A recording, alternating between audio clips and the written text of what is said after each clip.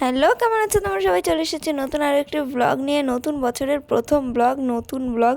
তো যাই হোক, এটা হচ্ছে 1 তারিখের 1 জানুয়ারির ভিডিও। সবাইকে জানাই হ্যাপি নিউ ইয়ার। নতুন বছর সবার অনেক অনেক ভালো কাটুক, সবাই অনেক সুস্থ থেকো, ভালো থেকো, নতুন বছর অনেক আনন্দ করে কাটাও। আর আমরা কী কী করলাম সেটাই আজ তোমাদের সাথে শেয়ার করব। 2000 years later.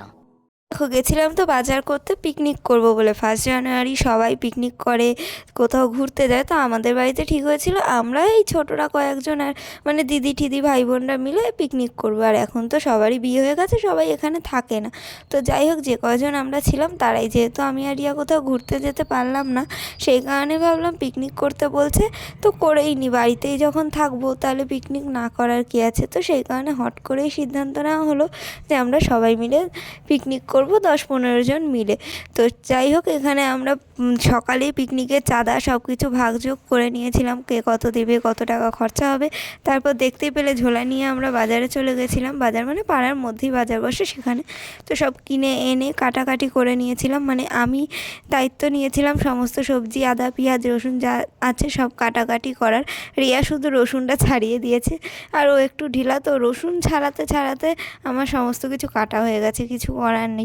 নতুন বছরের শুরুটা যদি একটু নতুনভাবে আনন্দ করে না কাটানো হয় তাহলে কি মজা হয়। ছোটোবেলায় আমরা নতুন বছরের আগে থেকে এক্সাইটমেন্ট থাকতাম একে অপরকে গ্রিটিংস কার্ড দেওয়ার জন্য। নিজের হাতে তৈরি করা গ্রিটিংস কার্ড, দোকান দিয়ে সুন্দর কেনা গ্রিটিংস কার্ড, নিজের কাছের বন্ধুদের সুন্দর গ্রিটিংস কার্ড বড় বড়, আর যারা এমনি ক্লাসমেট বা নর্মাল ফ্রেন্ড তাদের জন্য ছোট ছোট।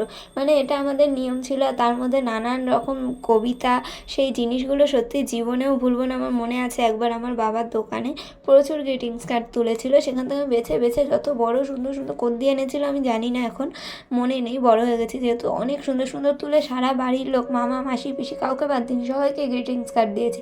এমনকি 2021-22 অবধিও আমি গ্রিটিংস কার্ডের চলটা চালু রেখেছিলাম।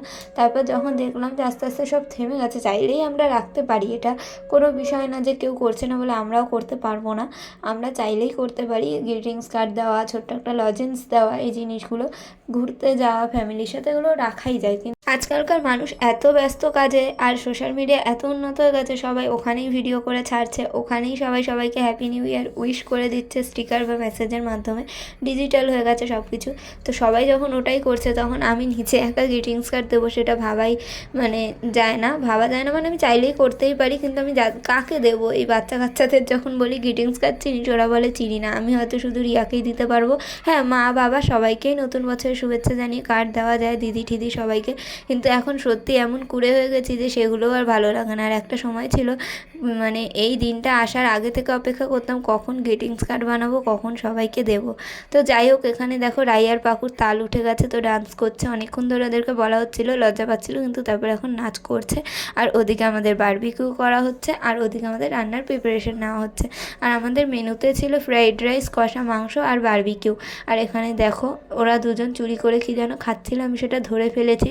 আর আমি বলছি কী খাচ্ছিস বল, আর ও বলছে আমি কাজু কিশমিশ, আর ও বলছে আমি গাজর আর টমেটো খেয়েছি। মানে চুরি করে খাওয়ার মজাই আলাদা। আর বাচ্চারা এগুলো করবে পার্টি পিকনিকে, এটা স্বাভাবিক। আর আমাদের পিকনিকের মেন রাঁধুনি হচ্ছে নারুদা, মানে পাকুর বাবা।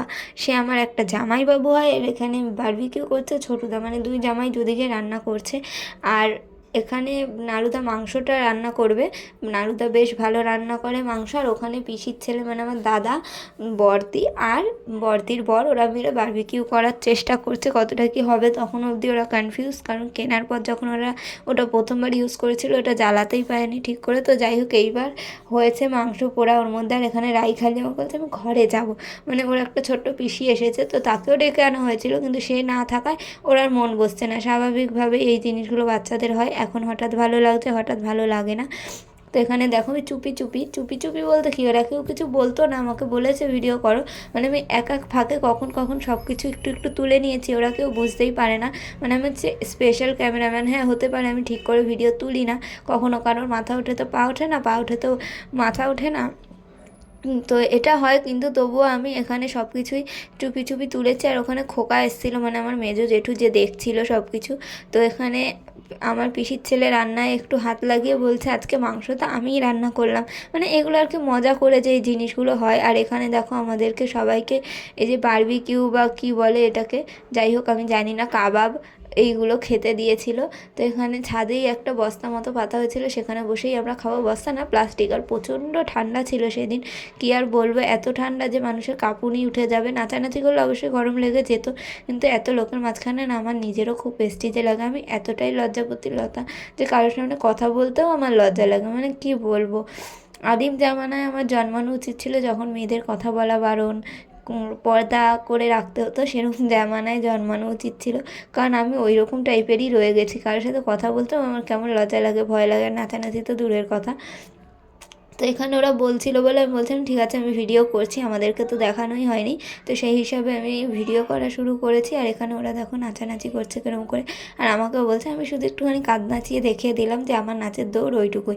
আর এখানে পাকু বলতে, ধুর মজাই হচ্ছে না, তোমার সাথে পিকনিক করেছিলাম সেদিন মজা হয়েছে। তো ওকে মজা পাওয়ানোর জন্য আমি একটু খারাপ খারাপ ফিল্টার, হাসির ফিল্টার দিয়ে এখানে মজা করছিলাম। আর তখনই আমার মাথায় এলো এই ফিল্টারটা দিয়ে যদি সবার মুখ তোলা হয়, তো সেই ভেবেই আমি গেছিলাম সবার মুখ তুলতে, কিন্তু সবাই এমনভাবেই দাঁড়িয়ে ছিল যে কারোর মুখই ক্লিয়ার নয়। তো সেই কারণে ফিল্টার কারোর মুখেই সেরকমভাবে কাজ করছিল না। তো যাই হোক, এখানে সবাই রান্নাবান্না করতেই ব্যস্ত, কারণ প্রায় 10টা মতো বেজেই গেছিলো। রান্না হবে তবে সবাই খাবে, আর প্রচণ্ড ঠান্ডা ছাদের উপর। মানে কালকেই হঠাৎ করে, মানে 31 থেকে আমি দেখছি খুব ঠান্ডা পড়েছে, আজকে অবধিও খুব ঠান্ডা আছে। এবার দেখা যাক, শীতকাল ঠান্ডা তো হবেই, মাঝে কদিন একদমই ঠান্ডা ছিল না, মানে পাখা চালানোর মতো গরম ছিল, আর এখন হঠাৎ করে এতটা ঠান্ডা পড়ে গেছে। হঠাৎ হঠাৎ এই আবহাওয়ার পরিবর্তনের কারণেই আমাদের এখন ঠান্ডা, জ্বর, সর্দি, কাশি কমছে না সবারই। স্বাভাবিকভাবেই সবাই স্টাইল মেরে ঘুরতে যাচ্ছে, আর আমি তো রাস্তাঘাটে দেখছিলাম এক একজন কত শর্ট শর্ট ড্রেস পরে যাচ্ছে। আমি সেটাকে খারাপ বলছি না, যার যেরকম পছন্দ, কিন্তু আমি শুধু ভাবছিলাম ওদের কি ঠান্ডা লাগে না। আমার সোয়েটার পরে, টুপি পরেও রীতিমতো ঠান্ডা লাগছিল। তো যাই হোক, বাইরে খুব ঠান্ডা লাগায় পাকু আমাদেরকে ডেকে আনে, ওদের উপরে একটা ছোট্ট গুদাম ঘর টাইপের আছে ওখানে। তো আমরা সবাই প্লাস্টিক পেতে বসি, কিন্তু এখানেও মেঝে থেকে এতটাই ঠান্ডা উঠছিল, খুব ঠান্ডা লাগছিল। আর তখনই হঠাৎ লক্ষ্য করি যে পাকু এখানে লেংটির ছবিতে কী সব করছে, আর আমি দেখতে চাওয়ায় সব ঘিজিমিজি করে ঢেকে দিয়েছি, কিন্তু আমি যে ভিডিও তুলে ফেলেছি ও বুঝতে পারিনি। তারপরে এখানে পাকুকে পাকুর মা ভাত দিয়ে যায়, কারণ পাকু, শ্যাম আর ঝর্ণাদি, ছোটুদা, এরা মানে আমার বড় জামাইবাবু, দিদি পাকু পটকাকে নিয়ে ঘুরতে গেছিলো মিউজিয়াম। তো ওখান দিয়ে আসার পর কিছু খায়নি, ওর খিদে পেয়ে গেছে, বাচ্চা মানুষ, তাই ওকে ভাতই দিয়ে দেওয়া হয়। ওকে আমি খাইয়ে দিচ্ছিলাম, কারণ ও একা হাতে খাবে না বলছিল। খাইয়ে দিয়ে এসে আমরাও বসে পড়লাম খেতে। আর তোমাদের সাথে এবার একটা মজার ঘটনা শেয়ার করি। আমি কিন্তু এটা জাস্ট মজা হিসাবেই বলছি, কেউ সিরিয়াসলি নিও না। এই যে কোনো অনুষ্ঠান বাড়ি আমরা যাই, গিফট দিই, অনেকেই এত এত খায়, মানে থালা উঁচু উঁচু করে ভাত মাংস। আমি সত্যি খেতে পারি না। কোনো পিকনিক পার্টি, কোথাও টাকা দিয়ে কোনো কিছু করলে, বা কোনো বড় অনুষ্ঠান বাড়ি গেলে যে গিফট দিয়েছি ভালো কিছু, তো ভালো করে খেতে হবে, আমি পারি না।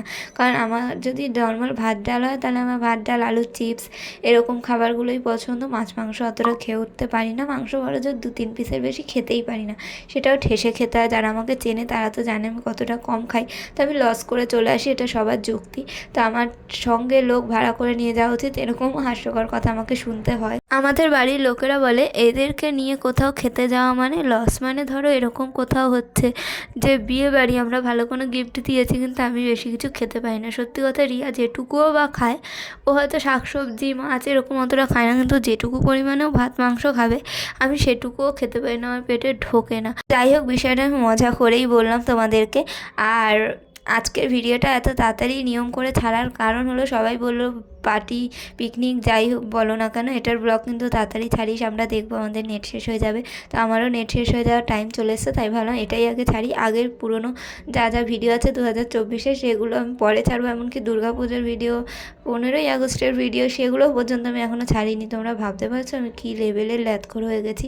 তো আমি চেষ্টা করব নতুন বছরে নতুন করে ভালো করে উদ্যোগ নেওয়ার, ভিডিও ছাড়ার।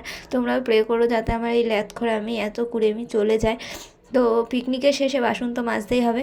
এখানে 2 দিদি মিলে বাসন মাজছে, আর এখানে দাদা, জামাইবাবু এরা মিলে আগুন ধরাচ্ছে, যাতে আমরা একটু হাত পা সেঁকে তবে ঘরে যেতে পারি। আর সত্যি আগুনে হাত পা সেঁকে যাওয়ার পর ঘুমটা বেশ ভালোই হবে। তো সেই ভেবে আমরা সবাই এখানে আগুন সেঁকতে বসে গেছি। আর হচ্ছে গিয়ে বলে রাখি, নতুন বছরে নতুন আমি একটা গিফট পেয়েছি, একদম নতুন ঝাঁ চকচকে গিফট। সেটা হলো আমার ঠোঁটের গোড়ায় একটা জটঠোসা, মানে নতুন বছর শুরু হতে পারেনি জটঠোসা চালু হয়ে গেছে। আর কি বলবো, এই ঠান্ডার মধ্যে ছাদে দাঁড়িয়ে দাঁড়িয়ে পিকনিক করা, অত সবজি টবজি কেটেছি তো ঠান্ডাটা লাগবেই। আর কিছু ভালো হতে গেলে একটু নিরানন্দ না হলে হয়, সেটা তো স্বাভাবিক হবেই, ভালোর পাশাপাশি একটু খারাপ। তো সমস্যা নেই, জ্বর না আসলেই হলো। তো এখানে আমি, রিয়া সবাই মিলে হাত পা একটু হালকা সেঁকে নিয়েছিলাম। তারপর আমাদের সবার ঘরে চলে যাওয়ার পালা। একটা দিন, নতুন বছর শুরু হচ্ছে, এই দিন যদি একটু আনন্দ না করা হয় নিজের ফ্যামিলির সাথে, মজা হয় না। এখানে যদি আমি বলি কথার কথা, যেখানে যদি আমার বাবা মা দিদি বন্ধু বান্ধব সবাই থাকতো আরও বেশি মজা হতো, বা কোথাও ঘুরতে গেলে আরও মজা হতো, কিন্তু যা হয়েছে সেটাও অনেক ভালো হয়েছে। তো যাই হোক, আমরা তো আমাদের বছরের প্রথম দিনটা এভাবেই কাটালাম। তোমরা তোমাদের বছরের প্রথম দিন কেমন করে কাটালে, বা আগে তোমরা কী কী করতে, সেগুলো অবশ্যই আমাকে কমেন্ট করে জানিও। আর আমি তো আমার এক্সপিরিয়েন্স শেয়ার করলাম, আগে কী করতাম আর এখন কী করি। যুগ অনেক পরিবর্তন হয়েছে, সবাই অনেক দূর এগিয়ে গেছে, তো সেই কারণে এখন আজকাল পার্টি, তারপর ক্লাবিং এগুলোই বেশি হয়, বাড়িতে পিকনিক বা ফ্যামিলির সাথে সময় কাটানো, happy new year, greetings card দেওয়া, এগুলো বন্ধই হয়ে গেছে। যাই হোক, বাদ দাও ওইসব কথা। সবাই নতুন বছর নতুন করে শুরু করো, নতুন নতুন জিনিস করো, আর অনেক আনন্দ করো, নিজের ফ্যামিলি, কাছের মানুষ, ভালোবাসার মানুষদের সাথে অনেক সময় কাটো। আর সবাই আশীর্বাদ করো যাতে আমি আরও ভালো করে ভিডিও ছাড়তে পারি, আমার মনের মধ্যে থাকা, আমার শরীরের মধ্যে থাকা কুড়েমি যাতে দূর হয়ে যায় নতুন বছরে, আর আমি যেন রেগুলার ভিডিও ছাড়তে পারি আগের মতো। তো চলো, আজকের মতো এখানেই শেষ করছি। সবাই ভালো থেকো, সুস্থ থেকো, আবারও জানাই হ্যাপি নিউ ইয়ার, টাটা।